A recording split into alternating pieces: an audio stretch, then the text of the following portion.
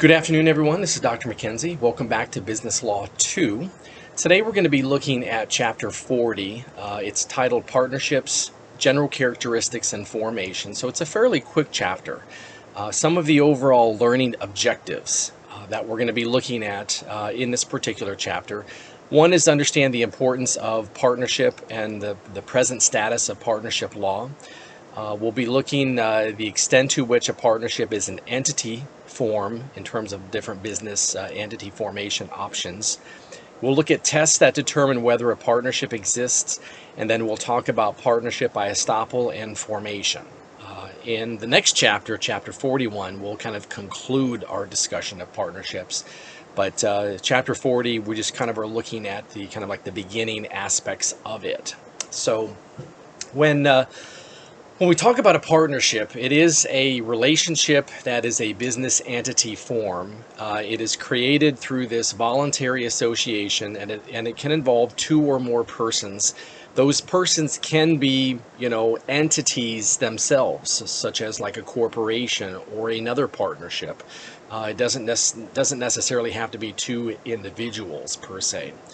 The purpose of a partnership is to carry on as co-owners in a business designated for profit. And so that's, technically what we're looking at here.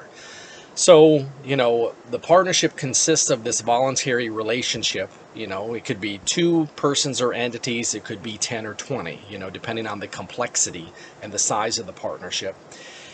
And in terms of the value that partners bring to the table, so to speak, in ideal partnerships, in terms of my experience, have been where, partners bring different attributes to the table. So maybe one partner is the money person. They bring capital. They don't necessarily have the skills or expertise in whatever you're doing, but, they have the capital requirement because, let's be honest, you need money in order to kind of, float these types of business enterprises. The other types of in-kind contributions could be that technical, knowledge, expertise, that base that you need in order to perform, if you're manufacturing a product or providing a service. The other thing could be maybe, you have, like the land, you have equipment, you have inventory, you have some other kind of, again, in-kind or comparable in terms of the consideration that's being brought to the table. So don't think that it's always a partnership is always this equal distribution of capital or equal distribution of some other asset. People can bring, tangible as well as intangible things to kind of make the partnership, in terms of making it more vibrant as an entity form. As I mentioned, who can be partners? So individual, corporations, partnerships, nearly any type of recognized entity form can be a partner within a partnership. Partnerships, by their very definition, imply that it's going to be a going concern for the foreseeable future. If it is specifically for a temporary purpose, then what we're looking at is a joint venture. So joint ventures are partnerships, but they do have a limited lifespan. So maybe the goal is to achieve, like some targeted objective within 6 months or a year. It's a partnership essentially, but because it's temporal in nature, we're going to say that would be a joint venture at that point. Pardon me. If no profit is intended, because not every entity form that we're going to look at requires the pursuit of profits, then a lot of times we're going to refer that to as an unincorporated association. Even though technically it is a partnership, when you see that phrase unincorporated association, instantly think partnership that's nonprofit. In terms of the entity like legal theory for its existence, the entity is this person or group that the law recognizes as having specific legal rights, such as the right to own, the right to dispose of property, the right to sue, to be sued, to enter into contracts that will bind the partnership overall.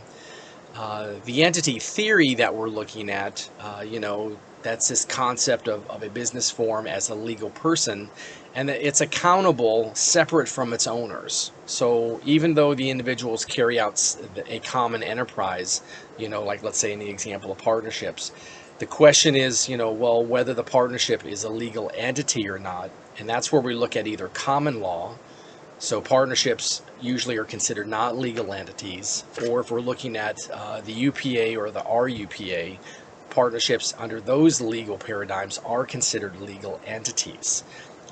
But the partners are considered in those two instances guarantors of partnership obligations. So that's one of the many facets, and I in the future chapter we'll kind of go through. I have it kind of gridded out, the pros and cons of different entity forms, and one of the pluses for a partnership is you blend together, again, people with capital, people with expertise, people with physical assets. But the downside is that you are kind of being exposed in a general partnership to unlimited personal liability jointly and severally for the partnership entity. So it does present some unique challenges. We'll see how other entity forms try and address that issue of liability, because that is a concern for any business and business owner. The key thing for a successful partnership is to have a well-drafted partnership agreement. And so this partnership agreement ideally is going to lay out everything for the partnership in terms of roles, rights, responsibilities, who brings what to the table. If the partnership is to be kind of wound down or dissolved at some future point, how are we going to distribute any assets once liabilities have been paid? The partnership agreement will specify all of that.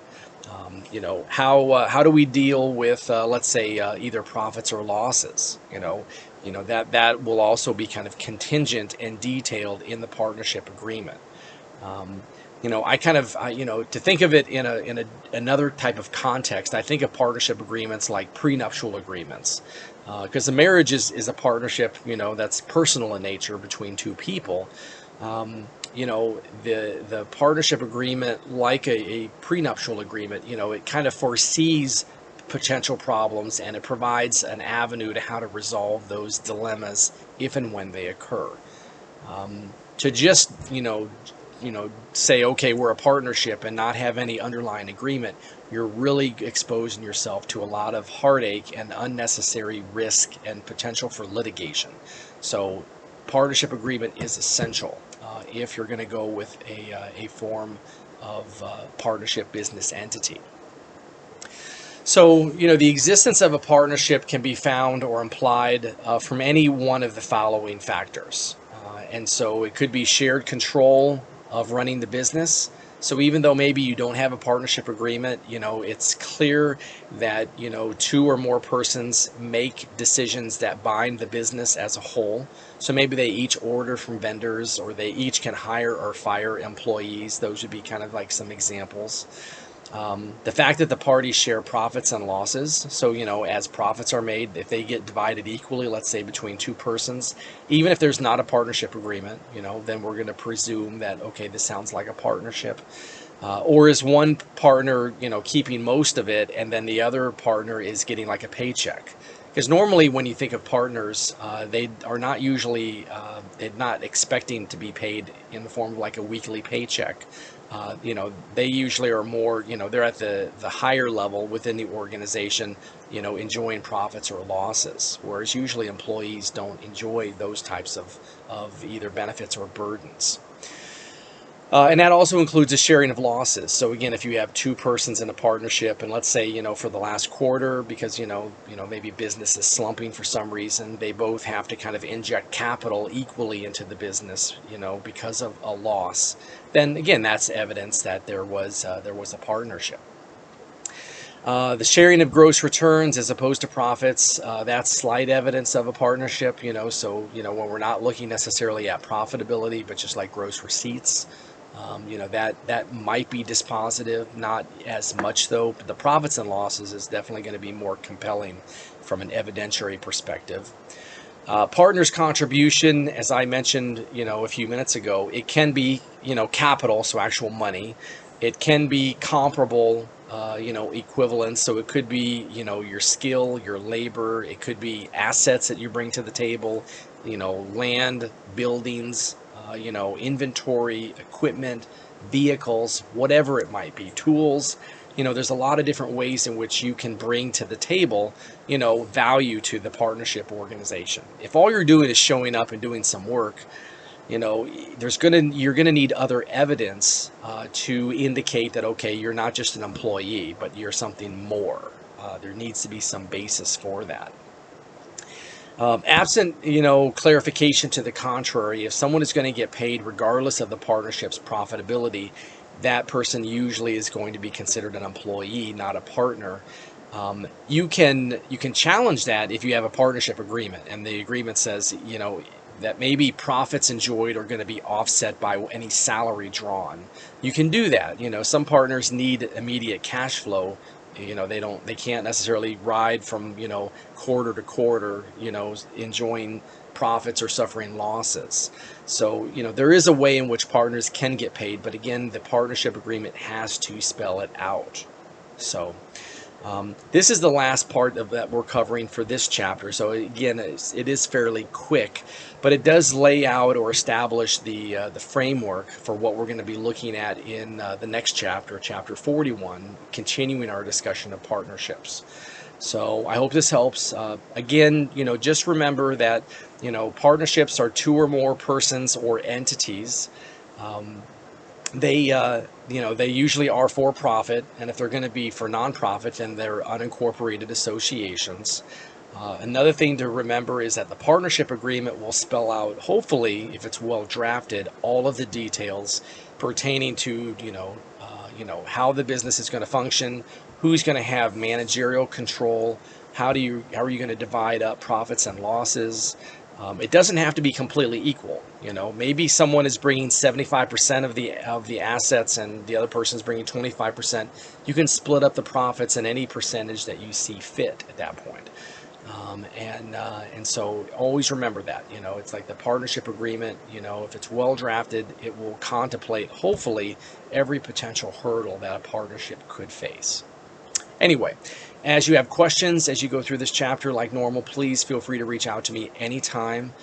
You can call, text, or email me, but I hope everyone has a good and safe rest of the week, and I'll be chatting with you all online. Thank you so much.